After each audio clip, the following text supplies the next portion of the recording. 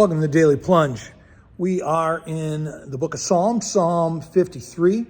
Starts off, the fool says there's no God. Well, the fool is not guided by real logic, reason, or wisdom, but rather their whole thinking and agenda is corrupted by their sin, by their vile, selfish, self-serving agenda. And instead of seeking God, they are immersed in the flesh. And the immersed in the flesh means that they are, like all of humanity, it desires and lusts for sin, the flesh, and for what is wicked. And all of this, as we've been talking about the book of Genesis, Genesis 3, is that once we fall into sin with Adam and Eve, we're stuck. And so we are corrupted by that. And as it says, that the fool knows nothing because they don't know God. God looks down to see if there are any who are seeking the Lord, seeking to comprehend the depth and the mystery of who God is. And we are to seek God always, constantly, day to day, from strength to strength, as it were. Now, the thing is, it's not like God is lost, right? We're the ones who lost God. God's not lost. God doesn't need to be a search party.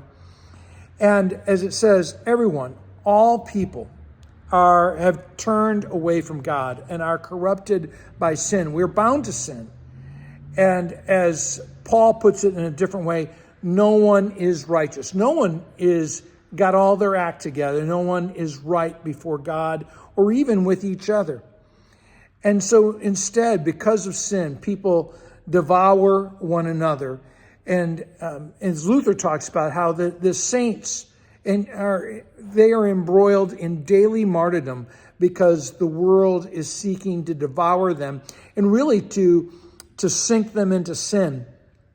The world, the people of the world never call on God. God is found by those who do not tempt God, who do not think themselves so amazing that they ask God to prove himself to them, right? God is found by the broken, repentant sinner, not the proud fool. And, all of humanity outside of God is overwhelmed by dread because we know, even though we won't admit it, we know that the law is at work in our lives, in our world, in our members. And so he says God's wrath is coming. God despised the sinners, and he scatters their bones of those who attack God's saints, God's holy ones. The holy ones, they have the promise of the resurrection. But the ones who reject God, their promise is the outer darkness where there'll be weeping and gnashing of teeth, as Jesus says.